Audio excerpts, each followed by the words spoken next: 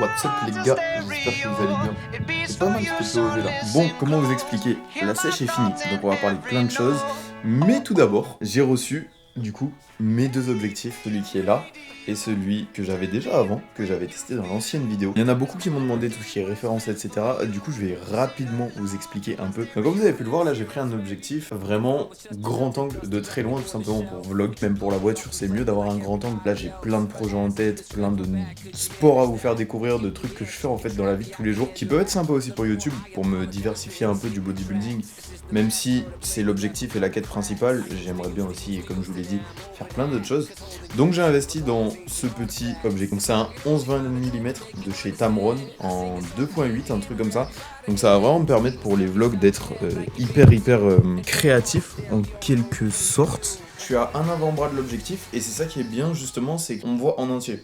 Donc en fait, je peux littéralement vous poser partout, très proche comme très loin. Alors qu'avant, le problème c'est qu'avec ce genre d'objectif là, bah si je le mets là, en fait, c'est comme si vous me voyez, tu vois, comme ça. Le fait que, bah à chaque fois, je dois galérer à trouver plein d'endroits, etc. pour poser la caméra, devoir filmer, à chaque fois changer avec le gros truc, c'est clairement chiant. Donc c'est pour ça que j'ai préféré investir dans un petit objectif. Pour récapituler un peu, genre, tout le nouveau matos que j'ai acheté. J'ai, du coup, toujours mon Sony A6700 en appareil photo. Après, du coup, j'ai ce Tamron 17-70 mm, le Tamron qui est actuellement sur l'appareil, le 11-20 mm. Donc j'ai l'impression d'être dans une revue caméra, etc. alors que pas du tout. Tout vous dire, celui-là, il y en a pour 730 € de cet objectif-là. Celui qui est sur l'appareil, à peu près le même prix, il y en a pour 670 €, un truc comme ça. Le boîtier, il y en a pour 1700, 1600. Et le micro, il y en a pour 200. Et les filtres, 100 € pièce, un truc comme ça, avec les cartes SD, tout le bordel. Enfin bref, au total, je pense, de toute la config, etc., il y en a à peu près pour 3000, 3500 €. Mais tous ceux qui me demandaient, au moins, vous avez la référence un peu de tout ce que j'utilise.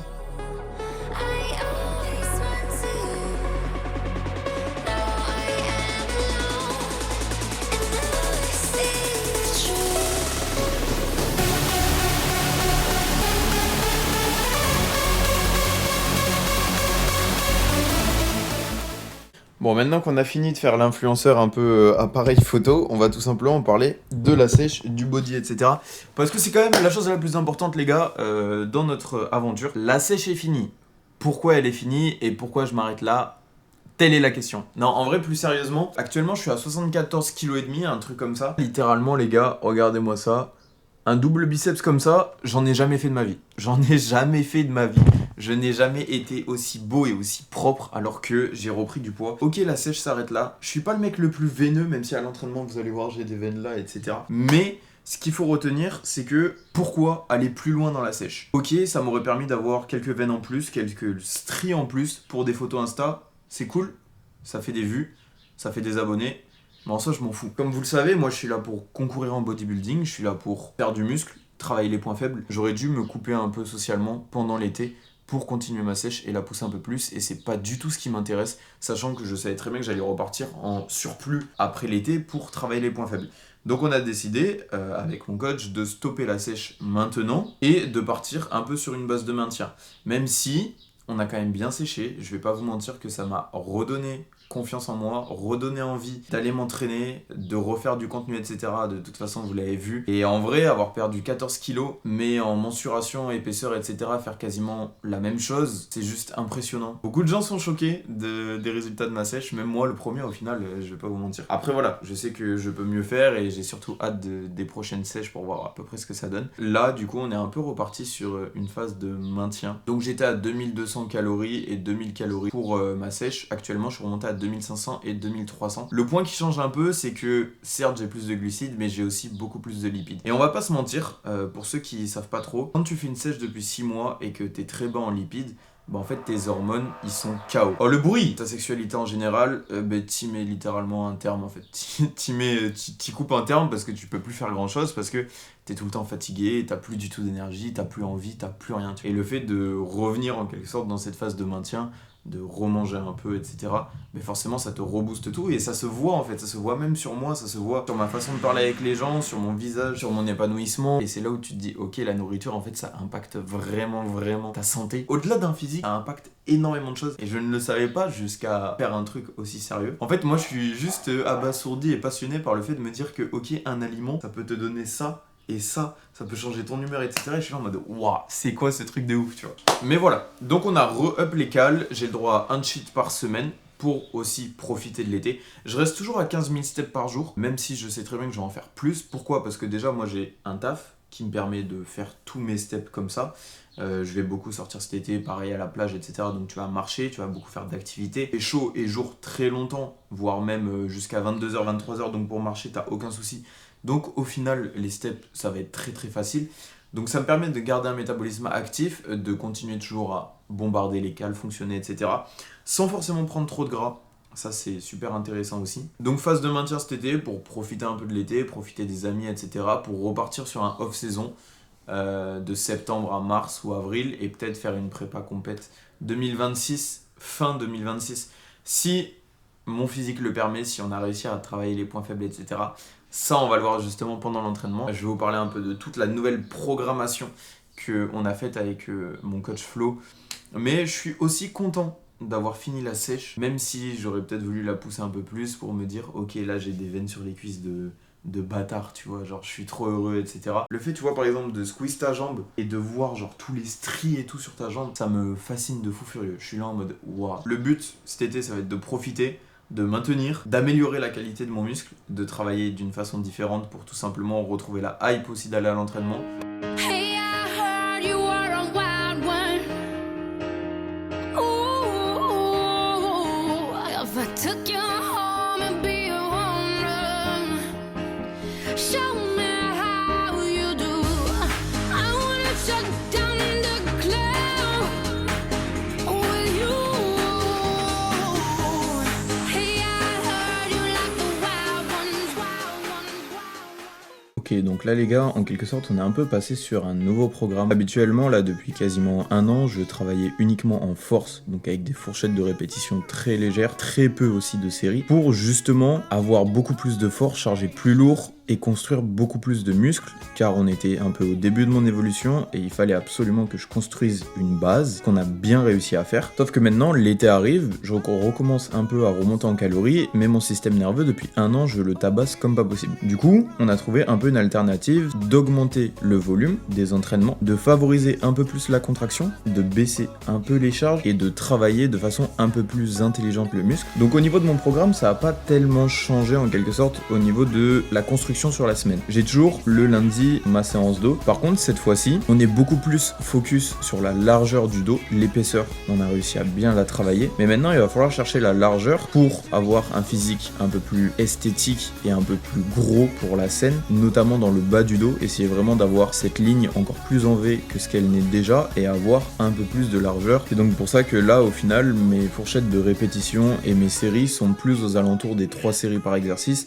Et au niveau des fourchettes de répétition, je suis plus sur du 13-16 ou du 9-12. Je suis plus trop sur du 5-8, j'en ai quasiment pas, sauf sur un ou deux exos dos, le reste des séances, je n'en ai pas. Le but aussi dans cette programmation, ça va être forcément d'améliorer les bras et aussi les pecs qui sont, comme d'habitude, un peu mon point faible, même si je les ai beaucoup améliorés depuis. Donc là, je commence forcément par mon pool 1 début de semaine, où j'ai 4-5 exercices dos, 2 exercices biceps et un exercice arrière d'épaule. Après, je fais mon premier push de la semaine, donc ça, rien de plus classique, ça change pas de la dernière fois, c'est toujours la même chose, mais on met un peu plus l'accent sur les triceps, et on a enlevé un peu d'élévation latérale, parce que forcément, les triceps, c'est un peu le point faible de mes bras. Au niveau des biceps, j'ai vraiment pas de mal à prendre dessus, n'importe quel exercice que je fais, mais au niveau des triceps, j'ai un peu de mal, et comme il y a un exercice triceps où je les ressens vraiment bien, qui est la barre au front, je me suis dit que j'allais la remettre dans mes trainings pour justement voir un peu ce que ça donne. Ce qui va par contre beaucoup changer, c'est les jambes. Je passe d'une séance par semaine, 9 séries à peu près,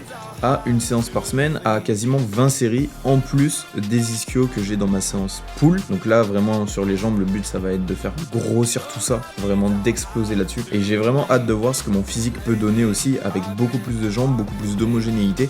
Parce que c'est vrai que en prise de masse, mes jambes étaient vraiment très grosses et elles étaient plutôt bien par rapport à mon physique. Sauf que quand j'ai séché, je dirais pas que j'ai perdu du volume sur les jambes, mais vu que c'est là où je stocke le plus, j'avais beaucoup de volume graisseux dessus. Et du coup, vu que là j'en ai plus beaucoup, mes jambes paraissent un peu plus fines, même si elles restent toujours quand même très propres par rapport à mon physique. Et je trouve quand même que mon physique reste assez homogène. Ensuite, du coup, forcément, j'enchaîne encore une fois sur mon push numéro 2, donc ma deuxième séance pec de la semaine. Cette fois-ci, uniquement avec chest et élévation latérale, à peu près 6-7 séries.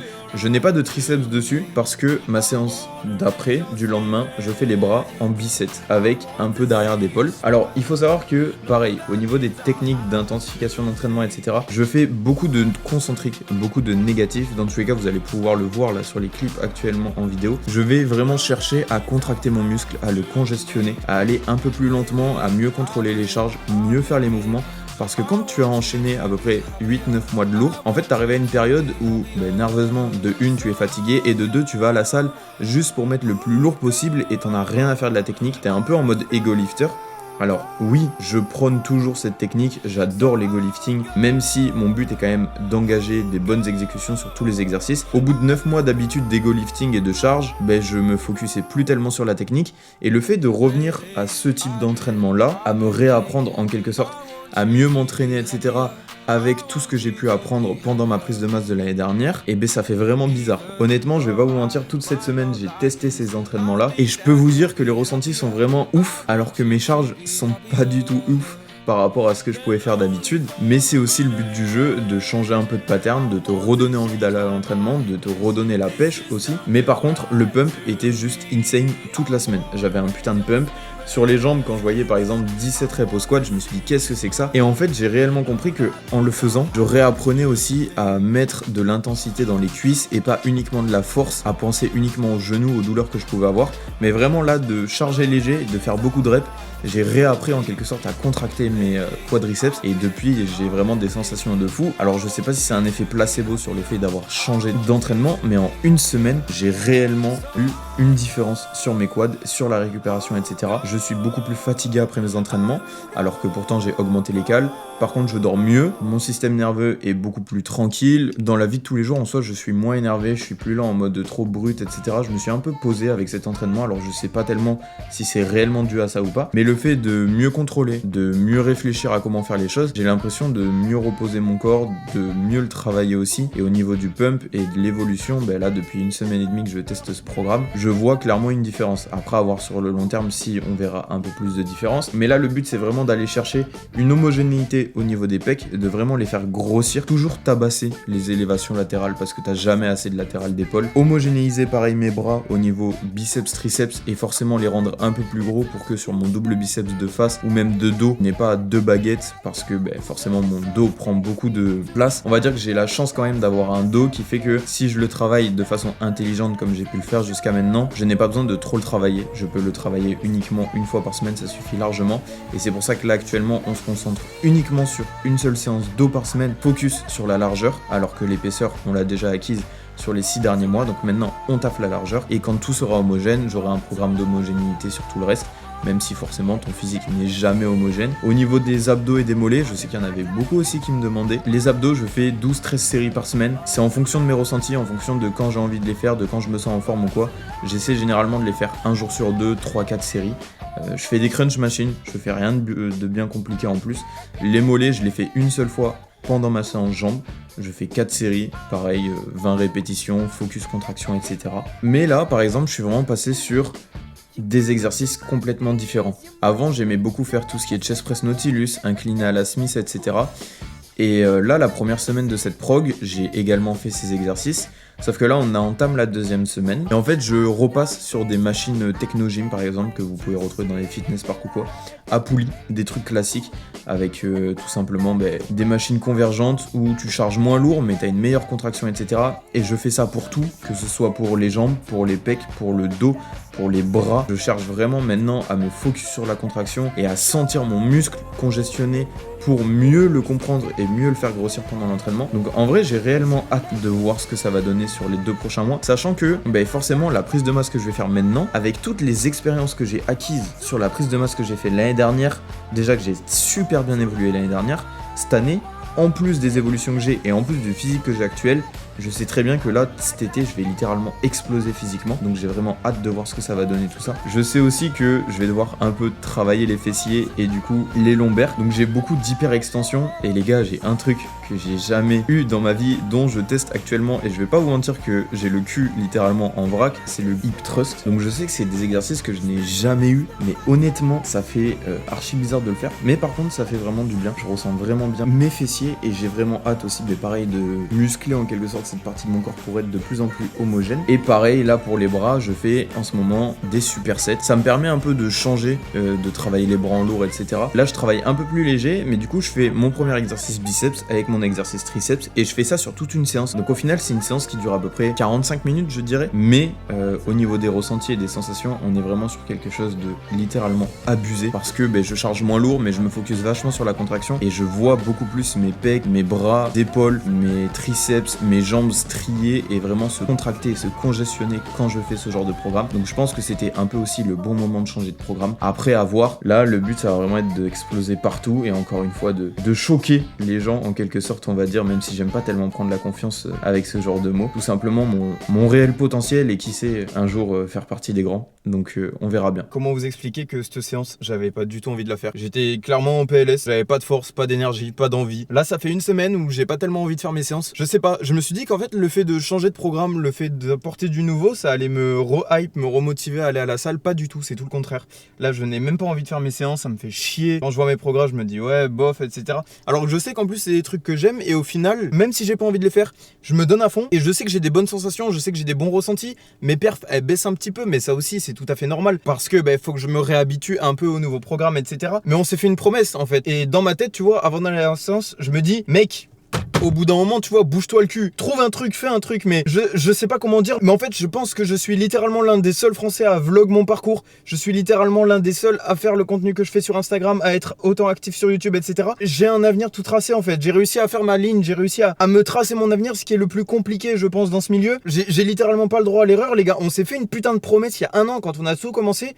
On s'est dit qu'on allait devenir une putain d'inspiration française et qu'on allait devenir l'un des meilleurs. Et à chaque fois que je vais à la salle, à chaque fois que je suis pas bien, je me dis toujours ça. Je me dis, mec, il y a un an, tu t'es fait une putain de promesse d'être une putain d'inspiration française pour tous les gens, que ce soit sur le plan physique, plan social, plan mental, plan professionnel, sur tous les plans. Alors tu sais quoi ? Tu vas à la salle, tu pousses ces putains de barres, tu lèves ces putains d'haltères et tu fais ce que t'as à faire et tu fermes ta gueule. Ton but, c'est littéralement d'avancer dans ton sport et de montrer que t'es capable de faire des choses et que pour une fois, t'as envie de te bouger le cul parce que le petit Rémi d'il y a 4 ans, quand il faisait rien de sa vie, qu'il était totalement perdu et qu'il savait pas quoi faire, il savait même pas qu'il allait être à cette phase-là et il aurait bien aimé être à cette phase-là et tout donner pour continuer. Alors le Rémi de maintenant qui a réussi à avoir quelques trucs, faut pas qu'il soit feignant, faut qu'il pense à celui d'avant et qu'il continue et qu'il se donne les moyens de réussir. Parce que celui d'avant, lui, il aurait pas lâché. Et celui de maintenant, il a peut-être un peu plus de facilité, donc il se dit qu'il va abandonner. Mais non, tu repenses à celui d'avant et tu n'abandonnes pas. Tu dois continuer à travailler tellement dur parce que tu as envie d'être parmi les meilleurs en France et même à l'international. Donc tu vas continuer cette putain d'aventure. Pour une fois dans ta vie, tu vas te donner à 2000% dans ce que tu fais et tu vas pas abandonner et tu ne vas pas lâcher. Donc tu continues, t'as pas le choix. Et c'est littéralement tout ce que je me dis à chaque fois que je me sens pas bien, à chaque fois que j'ai pas envie de faire une séance. Et vas-y, tu sais quoi, je fais ma séance, etc. Et après, je sais pas. Je vais me balader le soir ou des trucs comme ça et je me vide l'esprit. Je sais très bien que de temps en temps, tu vois, t'as juste besoin d'une nouvelle sensation, de nouvel air pour remettre un peu les compteurs à zéro, recharger les batteries et revenir plus fort. Je prends tellement ça à cœur, j'en ai tellement des frissons que regardez, je transpire de partout. J'ai pas le droit à l'erreur en fait. J'ai putain de pas le droit à l'erreur, les gars. Genre là, je suis en train de me faire ma place et le fait de se faire sa place et de tout abandonner après alors qu'il y a des gens qui croient en toi, c'est juste un signe de faiblesse et je n'ai pas le droit en fait. Je suis dans une matrix où je n'ai pas le droit d'abandonner, que ce soit pour moi ou que ce soit pour les gens que j'inspire. Jamais j'abandonnerai. Je me suis fait la promesse il y a 4 ans de jamais abandonner sur tout ce que j'allais entreprendre. J'ai commencé il y a 2 ans et demi. Depuis, j'ai jamais abandonné. C'est pas maintenant que je vais le faire, les gars. C'est pas maintenant.